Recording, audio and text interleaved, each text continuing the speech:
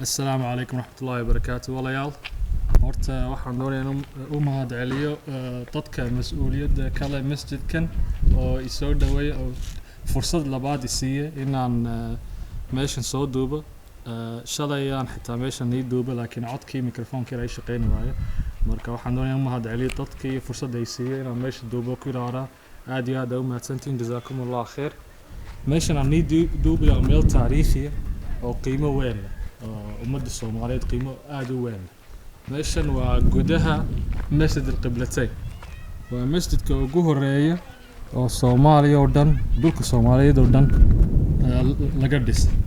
waa masaajidaha ugu horeeya xitaa qaaradda Afrika, masaajidaha ugu horeeya mid ka mid qaaradda Afrika laga dhisay, oo xitaa masaajidaha mid ka mid ugu horeeya adduunka oo dhan xitaa marka la eego wadamada islaamka oo laga dhisay. sababta waa masjidkan waa masjid laba qiblo leh, masjid al-Qiblatayn salaam loo magacaabo. horta imika waxaa ka haran qiblad kaliyata waa tan. qibladii kale tii labaad xaggani ka dhisneed oo way burburta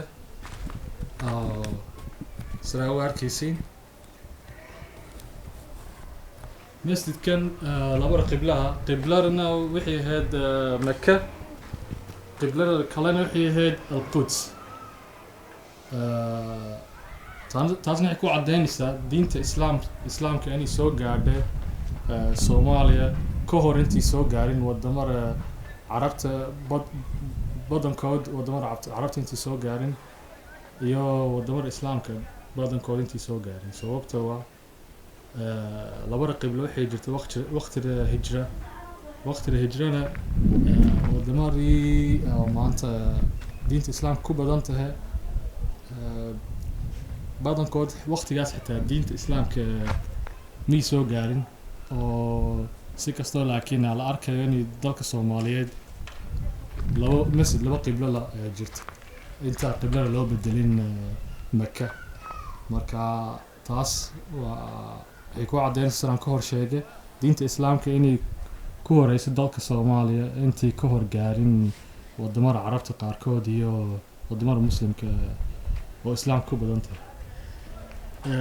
waxa kale oo doonayaan ka hadlo taana xitaa waxay ku caddeynaysaa lafteeda dadka Soomaalida inay diinta iska ogolaadeen oo cidnana lagu qasbin.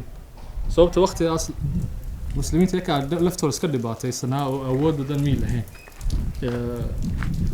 si kastoo dadka qaarkood malahan aaminsan yihiin diinta islaamka inay yani si qasab dadka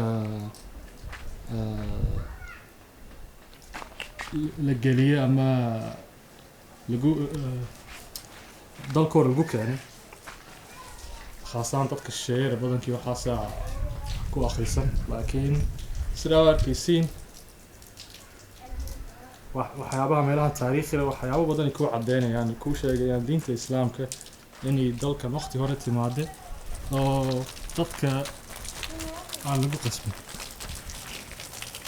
meeshan waa meel lagu wasaysani karo oo xitaa aan lagu tukanana way dhacdaa si kastoo badankii aan lagu tukan haddaan runta ii sheego. marka waa kaas oo taariikhan waa taariikh qaaliya oo ummadda Soomaaliyeed u baahan inay ogaato.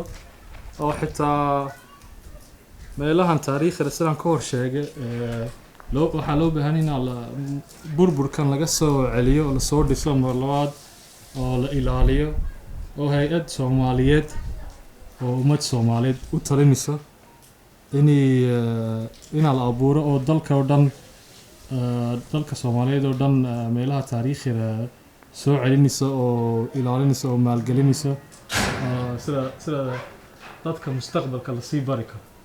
haddii kale ilmaheeni muxuu mustaqbalkiisa ka garanayaa haddaa taariikhiisa xitaa hadduu garanayo. marka qofka taariikhiisa waa inaa la baro. waayo nasi salaam. assalaamu calaykum.